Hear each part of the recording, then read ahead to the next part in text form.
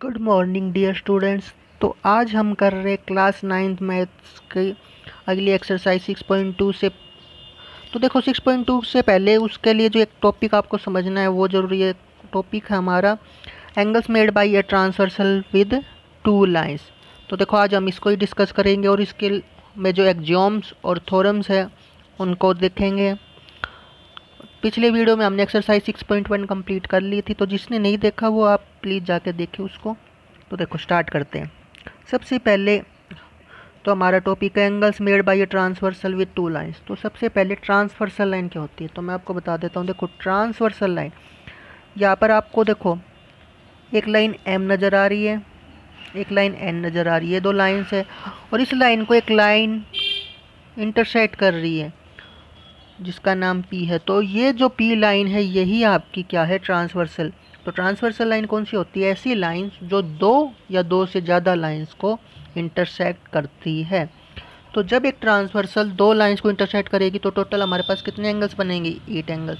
तो देखो इन 8 एंगल्स को हम किस तरह पढ़ते हैं। तो देखो सबसे पहले बात आती है इंटीरियर और एक्सटीरियर। इंटीरियर एंगल्स कौन कौन से तो देखो आपको दिखाई दे रहा है यहाँ पर इंटीरियर में यानी अंदर की तरफ कौन कौन है, 3 4 5 6। तो ये एंगल्स आपके इंटीरियर। और अगर एक्सटीरियर कहूँ तो बाहर की तरफ देखो कौन कौन से हैं। बाहर की तरफ आपके ये 1, ये 2, 7 और 8। तो जिन पे मैंने रेड किया है वो आपके इंटीरियर है और जिन पे मैंने ग्रीन किया है वो आपके एक्सटीरियर है। ठीक है, कल क्लियरली आपको समझ में आ रहा है कि अंदर की तरफ वाले इंटीरियर और बाहर की तरफ वाले एक्सटीरियर। अब देखो, अब हम बात करेंगे जो मेन 3 टाइप के एंगल है। सबसे पहला है कोरिस्पोंडिंग एंगल्स। कोरिस्पोंडिंग एंगल्स कौन से एंगल होते हैं, ऐसे एंगल्स जो सेम साइड पर होते हैं और दोनों लाइंस पर उनकी पोजीशंस जो होती है वो सेम होती है। जैसे देखो अगर मैं आपसे पूछूं यहाँ पर ये जो एंगल 1 है इसकी सेम साइड पर ऐसा कौन सा एंगल है जो दूसरी लाइन पर सेम पोजीशन है। तो देखो यहाँ पर 1 के लिए अगर आप देखो तो यहाँ पर है 5, आपको क्लियरली नज़र आ रहा होगा 1 के लिए 5। ऐसे ही अगर मैं आपसे पूछूं 2 के लिए सेम साइड पर और सेम पोजीशन पर कौन सा एंगल है, 6। 3 के लिए सेम साइड पर सेम पोजीशन पर कौन सा एंगल है, 7। ऐसे ही 4 के लिए 8। तो ये पेयर ऑफ एंगल्स क्या कहलाएंगे, कोरिस्पोंडिंग एंगल, सेम साइड और सेम पोजीशन। ठीक है, इसके बाद बारी आती है अल्टरनेट एंगल्स की। तो कोरिस्पोंडिंग में था सेम साइड, अल्टरनेट में क्या होगा, अपोजिट साइड। ठीक है, अब अल्टरनेट 2 टाइप के होंगे, इंटीरियर और एक्सटीरियर। तो सबसे पहले इंटीरियर एंगल्स लेते हैं, अल्टरनेट इंटीरियर। तो देखो इंटीरियर में हमारे पास कौन कौन से एंगल है, 3 4 5 6। तो इनमें से देखो अब मैंने बात कर दी अपोजिट साइड, तो आपका क्लियरली सोचने की जरूरत नहीं। देखो 4 से अपोजिट साइड में इंटीरियर का एंगल कौन सा है, 6। तो 4 और 6 अल्टरनेट इंटीरियर एंगल्स है। ऐसे ही 3 के अपोजिट साइड में कौन सा अल्टरनेट या कौन सा एंगल है इंटीरियर में, 5। तो 3 और 5 भी अल्टरनेट एंगल है और इन दोनों पेयर्स को हम क्या कहेंगे, अल्टरनेट इंटीरियर, क्योंकि इंटीरियर में है और अल्टरनेट है। ठीक है, अपोजिट साइड्स में है। ठीक है, ऐसे ही 1 के लिए अगर मैं एक्सटीरियर में बात करूँ तो 1 के लिए एक्सटीरियर में अपोजिट साइड में कौन सा एंगल है, 7। तो 1 और 7 अल्टरनेट एक्सटीरियर। ऐसे ही 2 के लिए 8। ठीक है, तो आपको समझ में आ गया अल्टरनेट एक्सटीरियर एंगल और अल्टरनेट इंटीरियर एंगल। इसके बाद बारी आती है angles made on same side of transversal in the interior, या अगर इसको शॉर्ट में कहे तो कंजिक्यूटिव एंगल्स कह सकते हो या को इंटीरियर एंगल्स। तो देखो सबसे पहले को इंटीरियर एंगल की बात करें तो इंटीरियर की बात हो रही है। तो इंटीरियर में हमारे पास कौन कौन से एंगल है, 3 4 5 6। अब अगर अपोजिट साइड में होंगे तो वो कैसे एंगल होंगे, वो होंगे अल्टरनेट। बट अगर वो सेम साइड में होंगे तो वो होंगे को इंटीरियर। तो देखो 4 का को इंटीरियर एंगल कौन सा है, 5। 3 का को इंटीरियर एंगल कौन सा है, 6। तो आई होप आपको ये चीज़ समझ में आई होगी, आपको यही ध्यान रखना। अब देखो यहाँ पर रिलेशन है, देखो relation between angles when A transverse intersect parallel lines. देखो ये तो नॉर्मली बात थी कि कोई भी दो लाइंस और उसको ट्रांसवर्स से इंटरसेक्ट करते हैं तो 8 एंगल्स बनते हैं। बट अगर केस आ गया पैरेलल लाइंस का, तो देखो क्या होगा।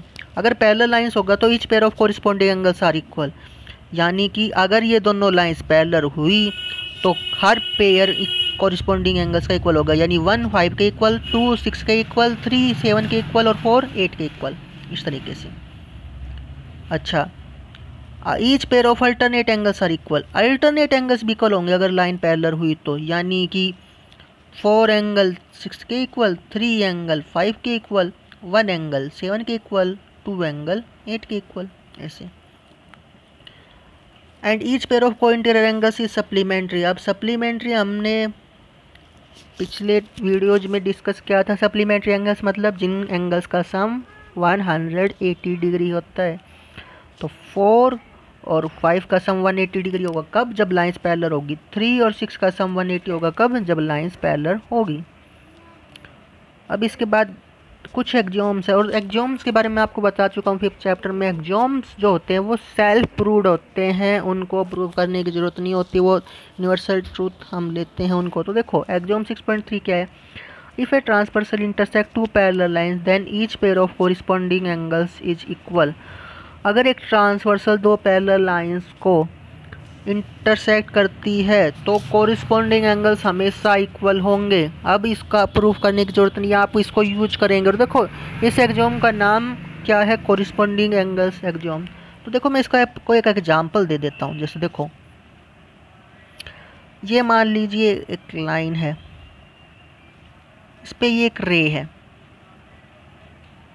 तो ये कुछ एंगल बन रहा है यहाँ पर, ठीक है। अब अगर मान लो यहाँ पर इसके पैरेलल में ये एक रे ले लेता हूँ, तो अगर ये दोनों एंगल्स इक्वल हुए तभी ये रे पैरेलल होगी, या अगर ये दोनों एंगल्स इक्वल हुए तो ये दोनों रे पैरेलल होगी, या ये दोनों रे पैरेलल हुई तो ये एंगल्स इक्वल ही होंगे। तो यही देखो ये दोनों एंगल्स एक दूसरे के अगर रिस्पेक्ट में देखो तो कैसे एंगल्स है?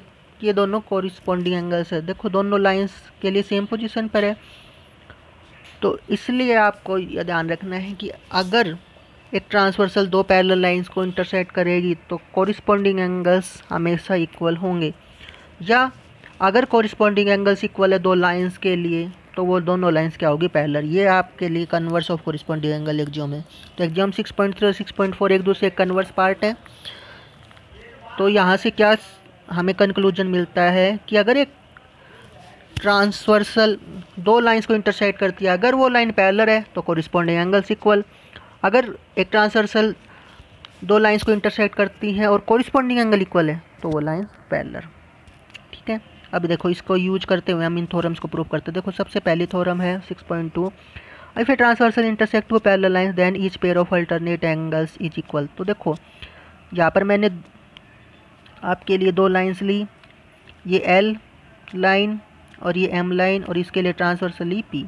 अब देखो आपको प्रूव करना है कि अगर ये लाइन पैरेलल है, यानी एल लाइन एम के पैरेलल है, तो अल्टरनेट इंटीरियर एंगल्स इक्वल होंगे। यानी आपको क्या प्रूव करना है कि 1 जो एंगल है वो 5 के इक्वल है, 4 जो एंगल है वो 6 इक्वल है। आप कहेंगे कि सर बाकियों को नाम नहीं दिया, तो उनकी हमें इसमें प्रूफ में ज़रूरत नहीं पड़ेगी, हम इन 6 से ही काम चला लेंगे। तो देखो सबसे पहले देखो गिवन हमें है कि L line is parallel to M और एक ट्रांसवर्सल इंटरसेक्ट करिए एल और एम को। हमें प्रूव करना है कि 1 एंगल जो है ये एंगल 5 के इक्वल है अल्टरनेट एंगल, 4 जो एंगल है वो 6 के इक्वल है, ठीक है। अल्टरनेट मैंने बताया था अपोजिट साइड में होंगे, ठीक है। हम इंटीरियर वालों को ही प्रूव करेंगे।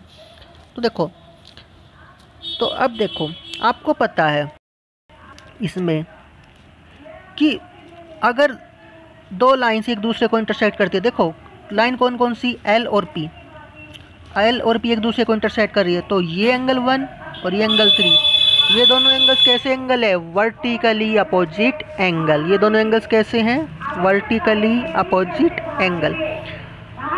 तो देखो 1 और 3 ये दोनों एंगल इक्वल हो गए।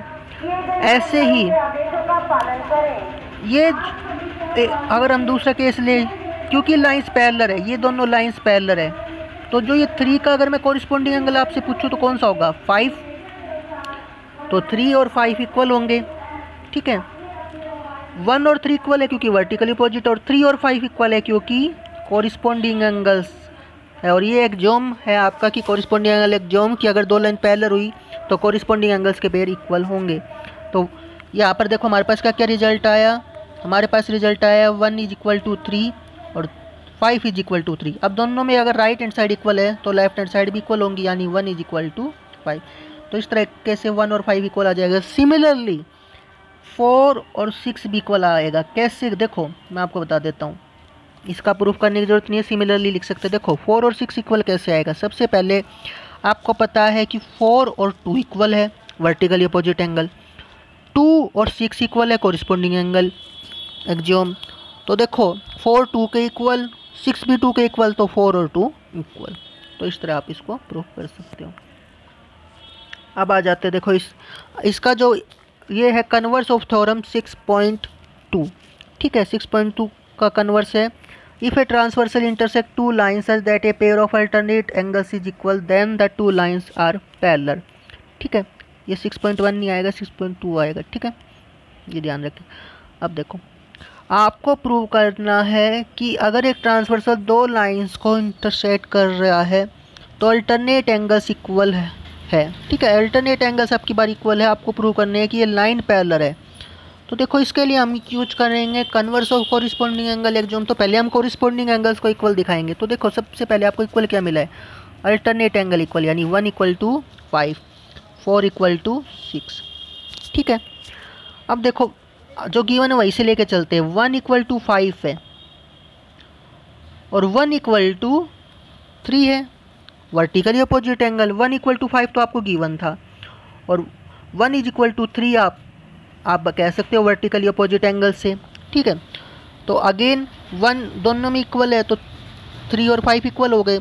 अब देखो 3 और 5 इक्वल हो गए, ये दोनों कैसे एंगल है, कॉरिस्पॉन्डिंग एंगल। अगर कॉरिस्पॉन्डिंग एंगल्स इक्वल हुए और एक ट्रांसवर्सल दो लाइंस को इंटरसेक्ट कर रही है तो क्या होगा, वो दोनों लाइंस पैरेलल हो जाएंगी by converse of corresponding angle axiom. So L parallel to M. अब देखो नेक्स्ट आ जाइए, तो अगली थ्योरम है, देखो if a transversal intersect two parallel lines then each pair of interior angles on the same side of the transversal is supplementary. आपको prove करना है कि अगर एक ट्रांसवर्सल दो पैरेलल लाइंस को इंटरसेक्ट करेगी तो each pair of interior angle, यानी बेसिकली कहे तो को इंटीरियर एंगल्स जो है वो सप्लीमेंट्री होंगे। यानी आपको प्रूव करना है 1 + 6 इज इक्वल टू 180 या 4 + 5 इक्वल टू 180। आप अगर एक पार्ट दिखा दोगे तो दूसरा पार्ट आप सिमिलरली कर सकते हो। तो देखो आपको ये प्रूव करना है 1 + 6 180, ठीक है। इसमें पता क्या क्या आपको, इसमें ये पता है कि ये दोनों लाइंस पैरेलल है। अब अगर आपको पता है कि दोनों लाइंस पैरेलल है तो हमें कॉरस्पॉन्डिंग एंगल एक्सोम लगा सकते हैं कि कॉरस्पॉन्डिंग एंगल इक्वल होंगे। तो देखो हमने गिवन लिख लिया पैरेलल टू एम, और प्रूव करना है कि 1 + 6 का सम 180, 4 + 5 का सम 180। तो देखो आपको पता है कि ये दो लाइंस है, पी एल और पी दो लाइंस है। तो देखो जब ये दो लाइंस इंटरसेक्ट कर रही है और तो ये एक रे का काम कर रही है, और रे अगर एक लाइन पर आती है तो वो जो एडजेसेंट एंगल्स होंगे उनका सम हमेशा 180 डिग्री होगा लीनियर पेयर एक्सोम से। तो 1 + 2 कितना आएगा, 180, ठीक है। 1 + 2 की वैल्यू क्या होगी, 180। अब देखो यहाँ पर आप 2 का कॉरस्पॉन्डिंग एंगल कौन सा है, 6। 2 और 6 कॉरस्पॉन्डिंग एंगल्स है, इसलिए ये इक्वल होंगे बाय कॉरस्पॉन्डिंग एंगल एक्सोम, क्योंकि लाइंस पैरेलल है। तो देखो अगर मैं इस 2 की वैल्यू 6 ले लेता हूँ तो क्या आएगा, 1 + 6 इज इक्वल टू 180 डिग्री। और हमें यही प्रूफ करना था कि 1 + 6 180 आएगा। उसी तरीके से आप प्रूव कर सकते हो 4 + 5 कैसे, देखो 3 + 4 का सम 180 आएगा। 3 5 के इक्वल है कॉरस्पॉन्डिंग एंगल, इसलिए 4 + 5 का सम भी 180 डिग्री आएगा। तो इसलिए आप कह सकते हो कि जब एक ट्रांसवर्सल दो लाइंस को इंटरसेक्ट करेगी तो को इंटीरियर एंगल्स का सम हमेशा 180 डिग्री होगा, या को इंटीरियर एंगल्स सप्लीमेंट्री होंगे, ठीक है। अब इसका कन्वर्स क्यों देखो थ्योरम 6.5 किसका कन्वर्स है, थ्योरम 6.4 का, कि अगर एक ट्रांसवर्सल इंटरसेक्ट करती है दो pair of such A pair of interior angles on the same side of transversal is supplementary. अगर एक ट्रांसवर्सल दो लाइंस को इंटरसेक्ट करती है तो पेयर ऑफ इंटीरियर एंगल्स अगर सम 180 डिग्री है, सप्लीमेंट्री है, तो लाइंस को पैरेलल प्रूव करना है। ठीक है, पिछले में पैरेलल दे रखा था, आपको प्रूव करना था कि इंटीरियर एंगल्स का सम 180 डिग्री, अब प्रूव करना है लाइन पैरेलल। तो आपको क्या क्या गिवन है, 1 + 6 का सम 180, 4 + 5 का सम 180। ठीक है, अब देखो 1 + 6 का सम 180 है, 1 + 2 का सम भी 180 है, लीनियर पेयर एक्सियोम। ठीक है, तो 1 + 6 180, 1 + 2 = 180, दोनों की राइट हैंड साइड इक्वल, तो दोनों की लेफ्ट हैंड साइड भी इक्वल, 1 + 6 = 1 + 2।